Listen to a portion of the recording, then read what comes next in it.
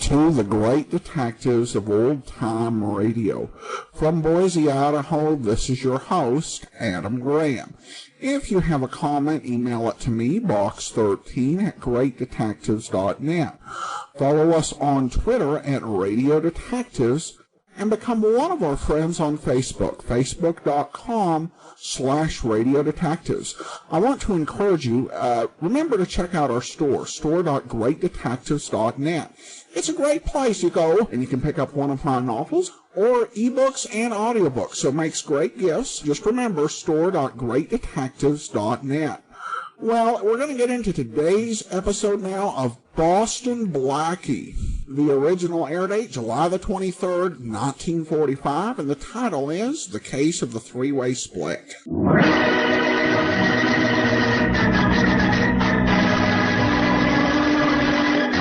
Robson and Horman Brewing Company, brewers of R&H Beer, the beer with a barrel of quality in every glass, presents Boston Blackie, starring Richard Calmer.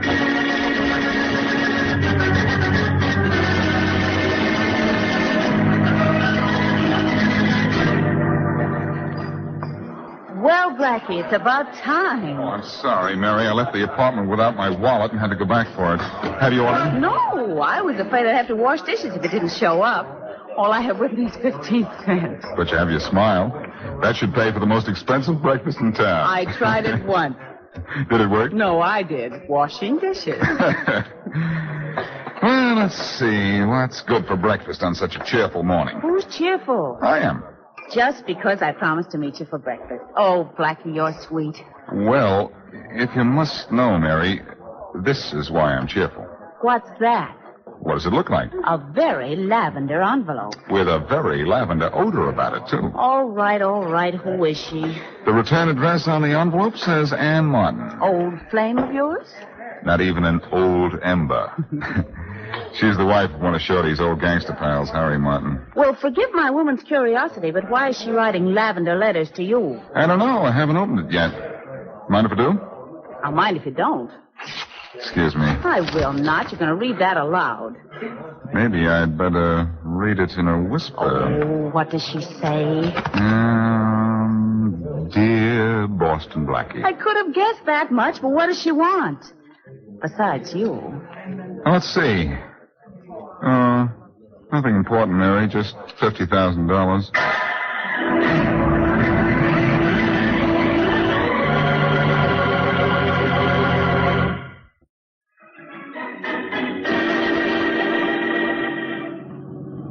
It's very nice of you to answer my letter so soon, Blackie. I thought you would. But I didn't expect such a lovely drive in the country, too. Your request this morning for $50,000 sort of stifled me, Anne. I thought the country air would do us good. I guess I'd better explain. That's not a bad idea. I don't want you to give me $50,000. I'm talking about the money my husband put away before he went to jail. You remember my husband, don't you, Blackie? Harry? Sure.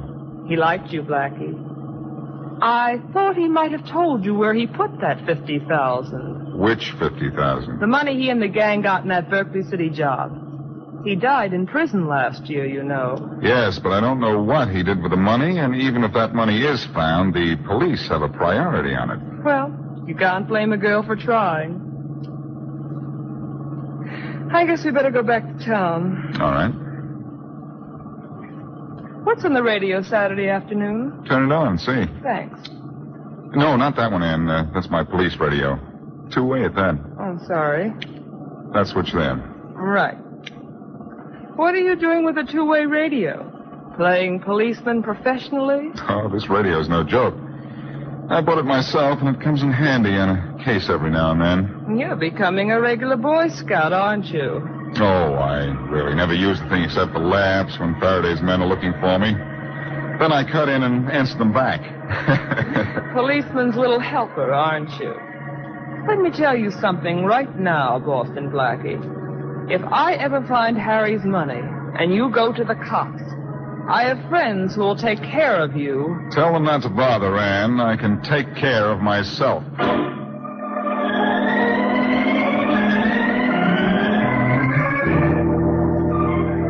boy, oh boy, oh boy, oh boy, oh boy. Mary, did that come out of you? You just wait, Blackie, till you read what happens to the hazards of Hannah.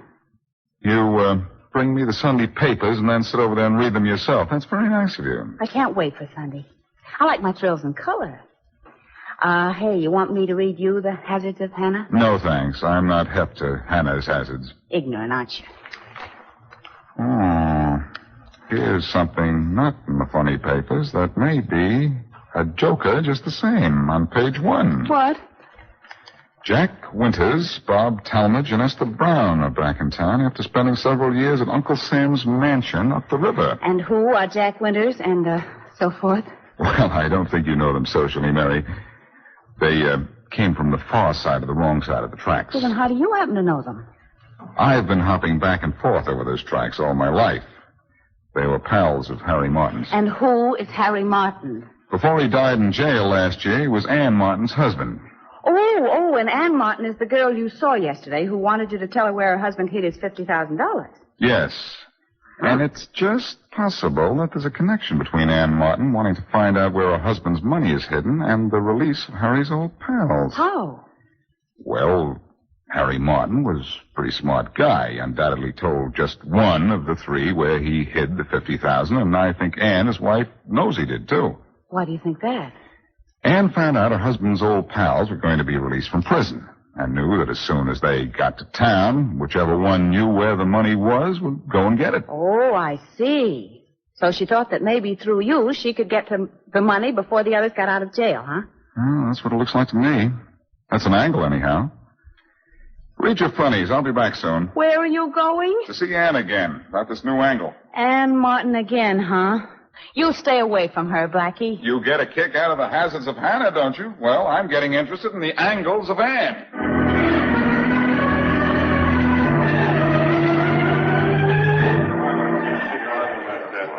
What are you thinking about, Esther? It's good to be out of jail, Jack. Eating real food, breathing real air. Good. It's going to be perfect. Maybe.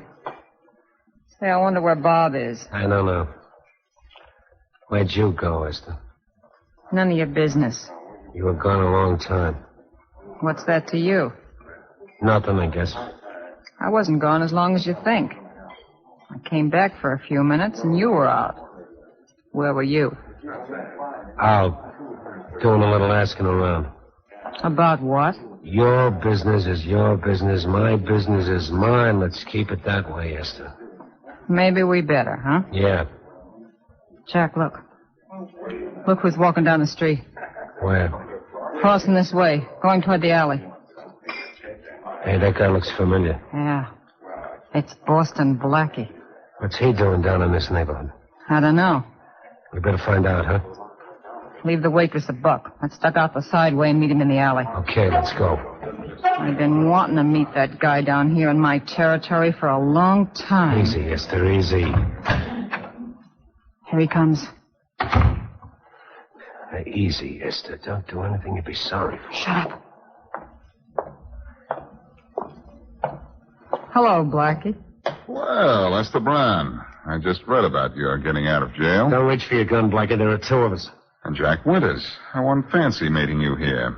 What are you doing down here, Blackie? Oh, just looking around. For trouble, maybe? You know I don't have to look for trouble, Jack. Trouble comes to me. What do you mean by that? Nothing. Have you been up to see Ann Martin yet? No. Why should we? He knows why we might, Esther. That means he knows too much. No, not yet. But I'm going up to see Ann and find out what there is to know. I don't think you ought to. I didn't ask for your advice. Then maybe we ought to fix you so you won't need it. You swing fast, Jack, but not hard enough. Well, Jack won't wake up for a while, I guess. I seem to have a lullaby left hand. And now I think I can go and see Ann without interference.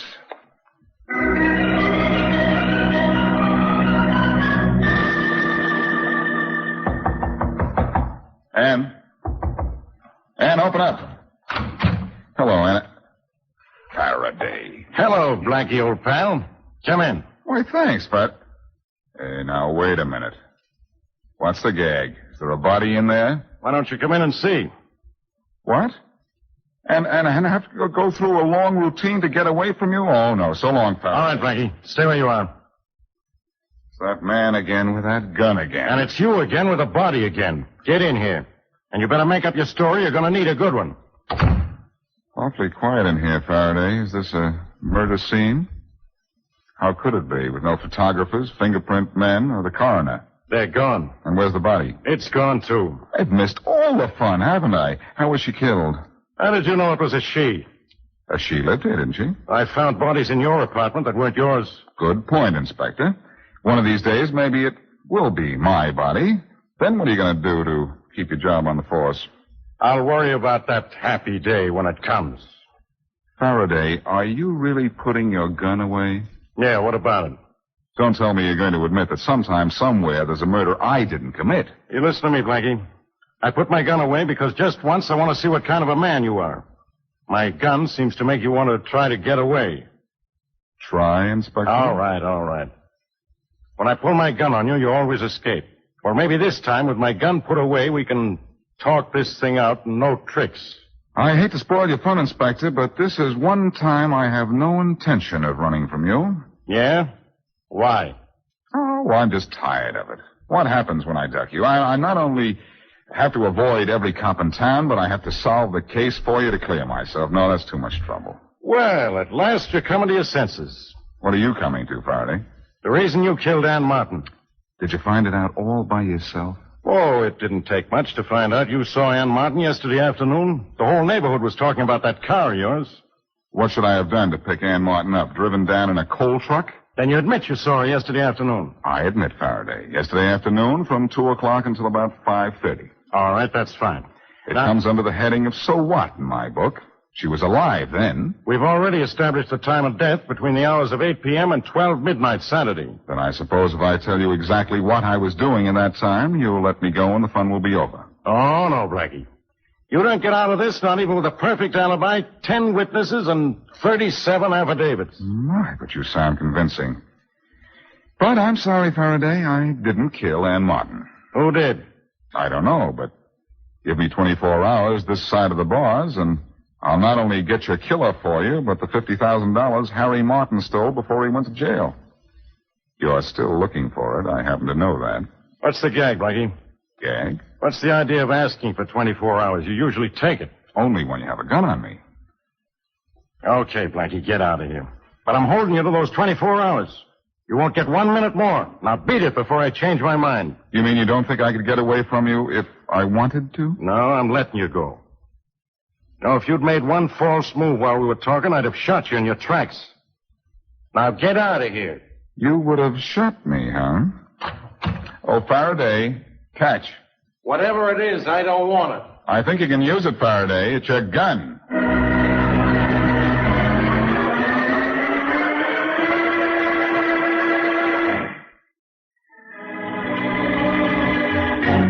Ann Martin, wife of a dead gangster, arranged a meeting with Blackie to find out from him if he knew the whereabouts of $50,000 hidden by her husband Harry before he went to prison. Blackie didn't know.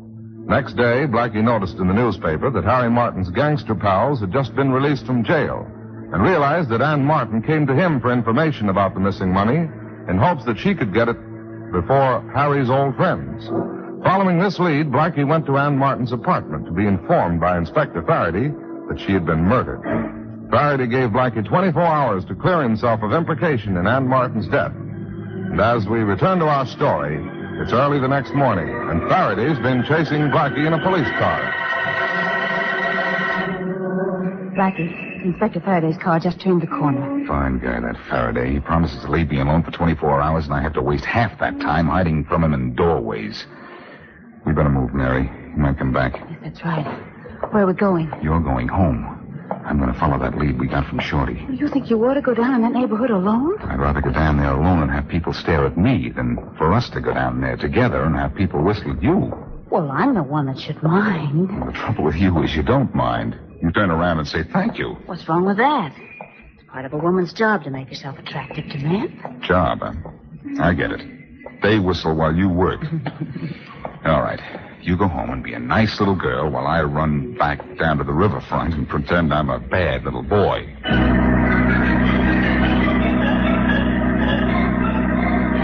How's the jaw, Jack?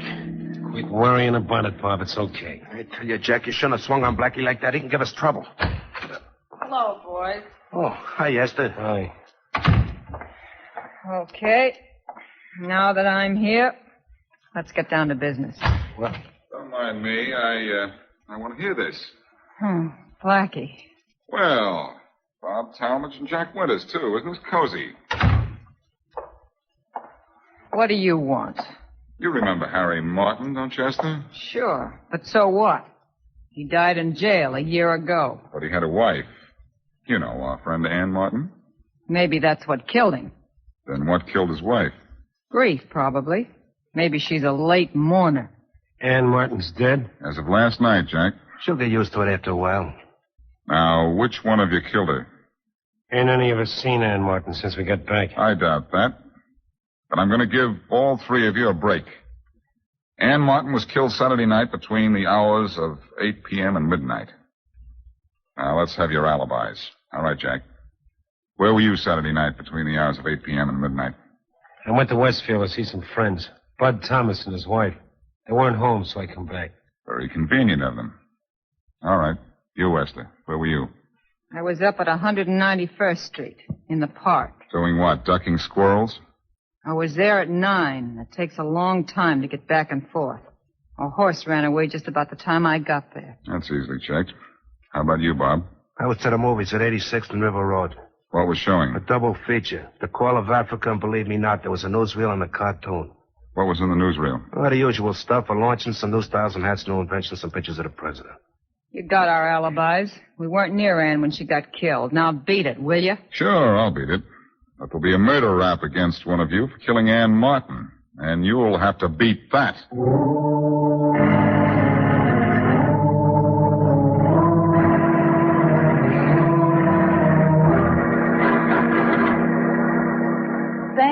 Thank you very much. Goodbye. Well, that's the last of the phone calls, Blackie. Bob Talmadge's alibi is solid, too. The movie theater said they showed a double feature and a newsreel last night. Well, all three of our suspects seem to be in the clear, don't they? Blackie, is this going to be one of those murders where you almost begin to think you did it? No, Mary. I think I know who killed Ann Martin. What? But I promised Faraday the $50,000, too. And the killer has to lead me to the money.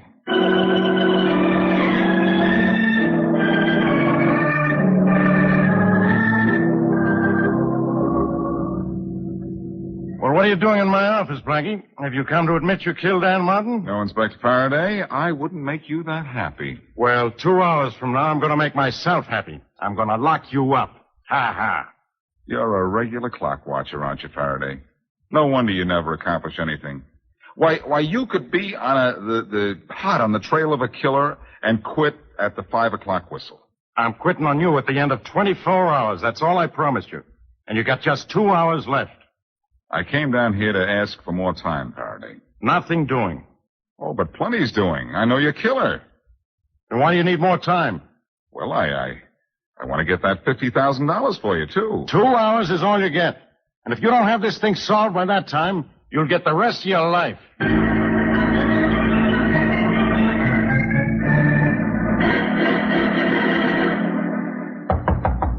Who is it?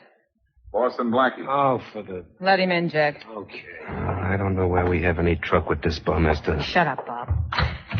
Come in. Thanks.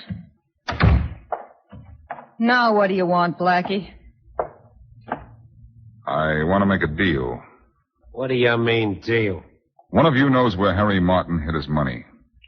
Whoever knows that is the one who killed Ann, too. Now, I know who that is. I'd like to share that $50,000. I'd like a share of it to keep my mouth shut. Oh, well, now ain't that nice.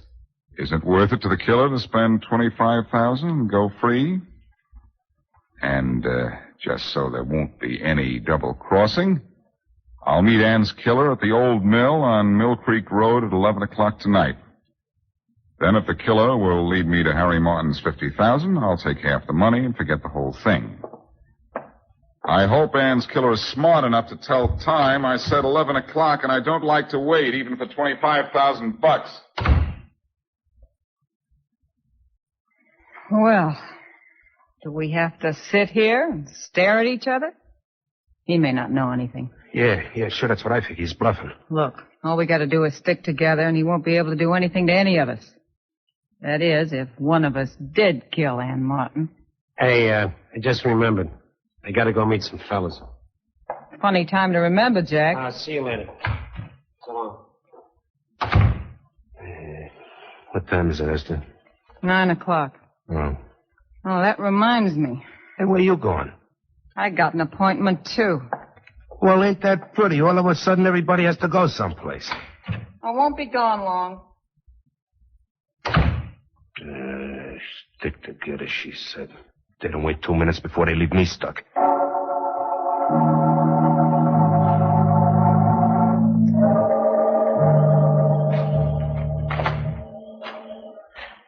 Blackie?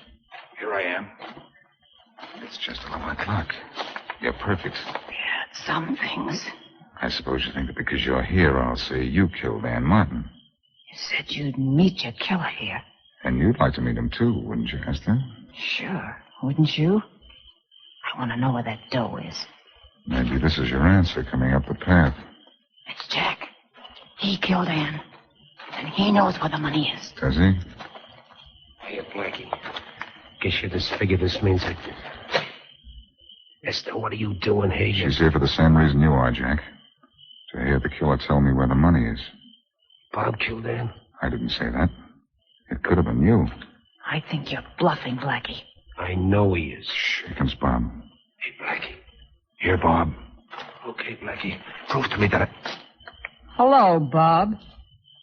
We figured to split that money 3 ways, Bob. What are you two doing here? Everybody wants a piece of that $50,000, Bob. I don't know where it is. All right, Bob.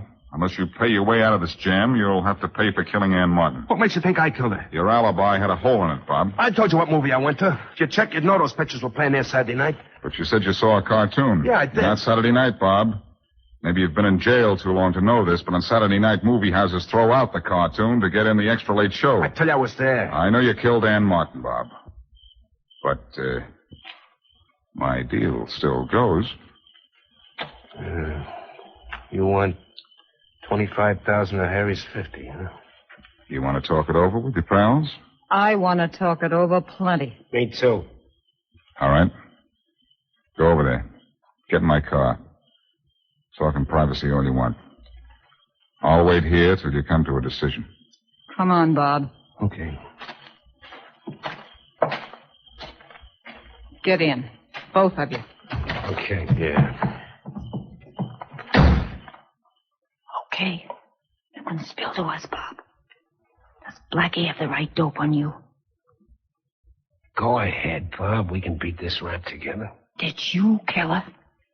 Yeah. What'd you try to do? Hone in on Harry's dough? Yeah, she said she knew where it was, and unless I'd split it with a 50-50, she'd go to the cops about it. Maybe she was lying, but I couldn't take any chances. And you knew all the time where the dough was. You were going to get it without telling us. Shut up, Jack. Bob's the only one of us who knows where the dough I'm is. going to give Blackie half the money to let me go. No, you're not. Going out there and let Blackie have a little lead poisoning. We've all got guns. Now, where's the money, Bob? Where is it? Okay, take your hands off me. Come on, where is it? It's in a box buried in the Alton Cemetery near the first big tree off the road. Okay. Okay is right. We split the dough 3 ways. We don't cut Blackie in? We cut Blackie down. Come on. Don't pull your guns till you're right on him. He's pretty good with a gun himself. Well, so the conference is over. What goes? You do. Let him have it, boys. Okay, Blackie, you're through. I'm going to play. Hey, where's my gun? I don't have my gun. I don't have mine. Your guns? Oh, I forgot to tell you. I have them. Why, you... There's still 3 of us against 1. Let's get him. Don't move any of you. What are you so tough about? So you have a gun. What good's it going to do you to kill us? I don't want to kill you. I want to preserve you for Faraday. You can't turn us over to the cops either. Maybe you know which one of us killed Ann Martin, but you don't know what you really want to know. You don't know where the money is. Oh, but I do. I listen to you. You got a big mouth, not big ears. I forget what size ears I wear, but I heard every word you said. If you look inside the millhouse doorway here, you'll see my portable radio set. So what? There's a two-way shortwave radio in my car. The microphone was on. I tuned you in on this radio set and heard every word you said. The money is buried in the Alton Cemetery. Pretty smart, aren't you, Blackie? I'll take that compliment slowly, Esla. But I think I'd better take you down to headquarters in a hurry. My 24 hours are more than up, and Faraday's the fretful type.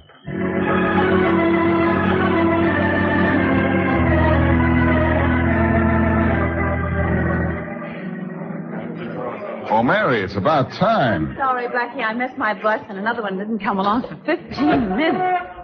Have you ordered yet? No, I was afraid I'd have to wash dishes if you didn't show up. All I have here is 15 cents. Oh, that makes you happy. Oh, no. This is what makes me happy.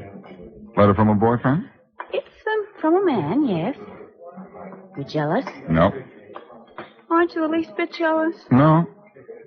Well, aren't you joking? Yes. Oh, that's better. What's he want?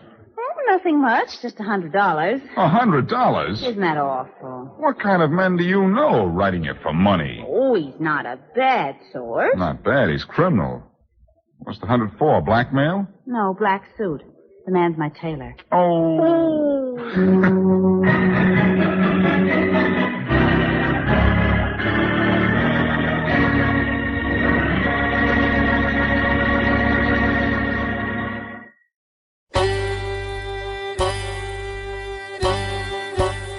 Hi, this is Andrew from OTRWesterns.com. I wanted to invite you to come take a look at our site. We stream live OTR Westerns 24 hours a day, 7 days a week, along with putting out podcasts of old-time radio westerns. Check us out at OTRWesterns.com. You're listening to The Great Detectives of Old Time Radio with Adam Graham. Now let's get back into the show.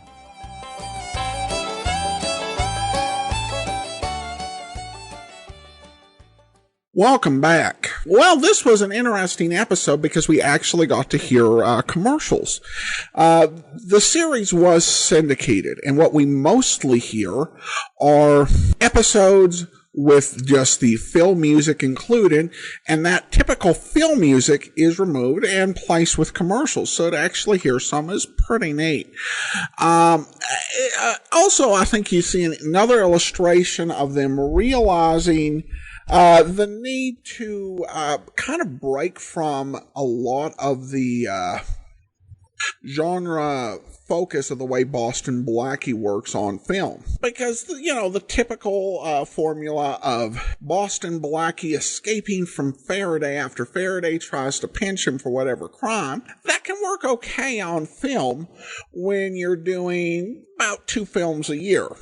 But you're talking about 50 episodes a year on radio, and you can't just have it be the same story every time. And so what we get instead of the typical response is Faraday acts a little bit more like a professional and like an adult and says, all right, Blackie, let's just talk this out for a moment. And they come to a reasonable understanding like two grown people having a conversation. And it works pretty nice and gives the show a bit of a different feel. Of course, the problem with that sort of variation is then you have to kind of explain, when they go back to doing it the other way the next week. All right, well, listener comments and feedback now. We turn to Tim, who has some comments on our Night Beat special. Tim says, regarding episode 1946S, Night Beat Girl in the Park, says, the last phrase before Randy Stone shouted copy boy struck me as odd. You never know what goes on inside the best combed heads. It took me a minute to backtrack this phrase to its source.